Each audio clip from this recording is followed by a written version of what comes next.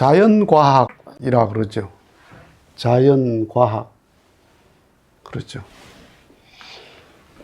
자연이 과학이다 이 말입니다. 최고의 과학은 자연이다 이 말입니다. 우리가 자연과학 하면 인간이 발견하고 발명한 그 결과를 가지고 그걸 자연과학이다 이렇게 생각하기 쉬워요. 그건 인간과학이에요. 인간과학. 인간이 발견한 것, 인간이 발명한 것, 그것인데 인간이 발명한 것, 발견한 것이 더 큽니까? 자연의 신비가 더 큽니까?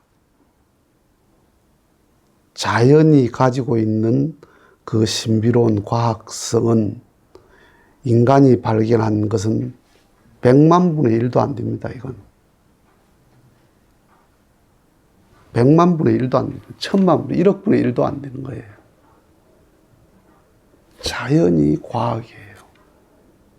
인간이 만들어 놓은 이 과학은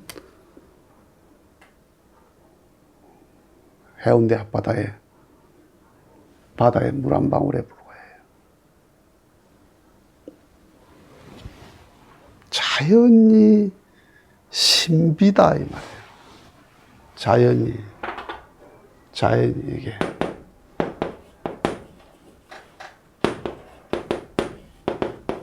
신의 비밀이다 이 말이에요. 신의 비밀이 자연 속에 다 있다. 그러니까 자연은 배울 것밖에 없어요. 미시적으로 들어가면 들어갈수록, 거시적으로 가면 갈수록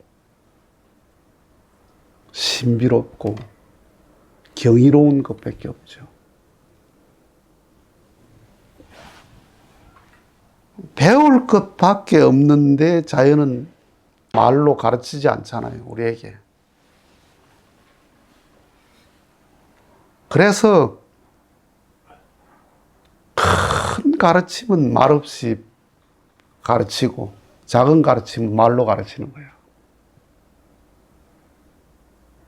그래서 도라고 하는 것은 말로 배운 게 아니고 글로 배운 게 아니에요. 말 없는 자연이 나를 가르친다 이 말이에요. 예수의 스승이 누구일까? 석가의 스승이 누구일까? 공자의 스승은 누구일까? 저렇게 위대한 말씀들을 한 것 보면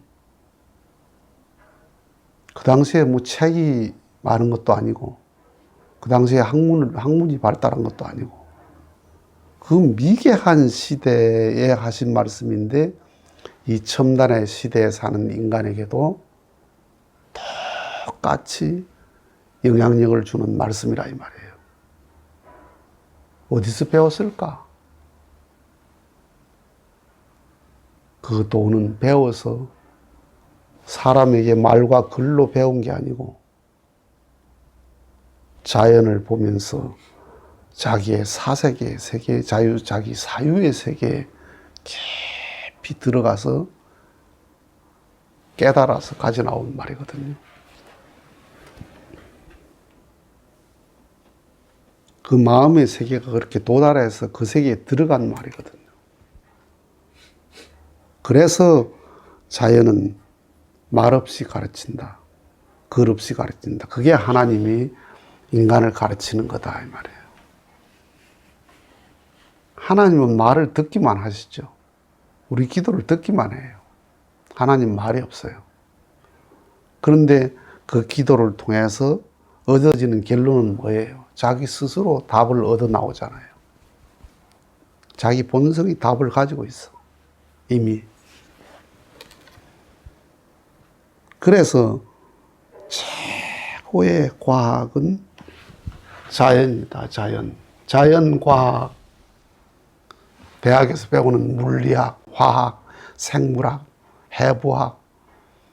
그건 황후일모에 불과한 거예요. 자연이 스스로 가지고 있는 그 진리, 그 심오한 비밀, 그 내용은 얼마나 엄청난 것이 묻혀 있어요. 지리산에 흙 한 삽을 떴다. 그 흙 한 삽에 불과해, 그거. 그와 같이 자연과 우리가 인간이 만든 발견한 자연과학은 자연에 비해서 흙 한 삽에 불과한 거예요.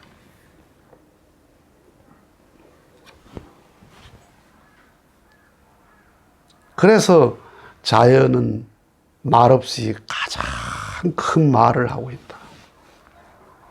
자연은 글이 없는데 가장 큰 가르침을 주고 있다.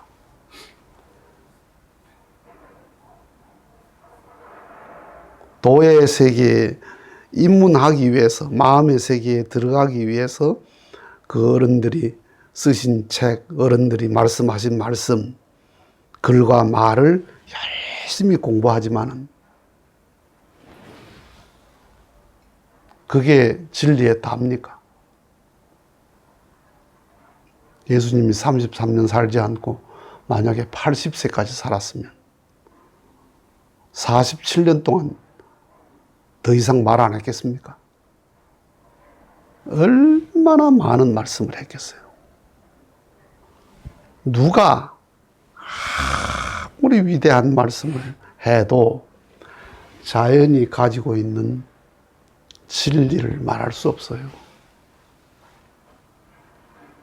그 일부를 말하는 거예요. 어느 과학자가 아무리 심오한 대단한 학설을 얘기해도 자연이 가지고 있는 진리, 법칙, 그 원리를 몇 퍼센트 말하겠어요. 사람들이 소나무에 솔잎 하나만도 못한 거예요.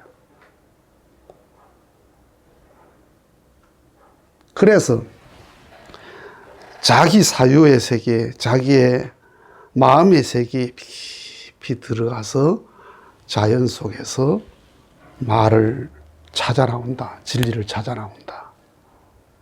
연구실에서 깊이 몰두해서 연구하면서 자연 속에서 법칙을, 입자를 발견해 난다. 그래서 자연이 최고의 과학이고 완전한 과학이고 자연이 완전한 진리다 이 말이에요. 그 속에 광대 무변한 진리가 그 속에 있더라 이 말이에요. 그걸 찾아가는 것이 진리를 찾아가는 자의 마음이다. 시작은 책으로 시작해요. 시작은 말로 시작해요. 말을 듣고 글을 보고 가는 거예요. 처음 모르는 길을 가는 건 내비를 따라가요. 길을 알고 나면 안내자가 왜 필요해요? 내가 가는 거지. 자연, 과학. 자연이 최고의 진리고 과학이더라.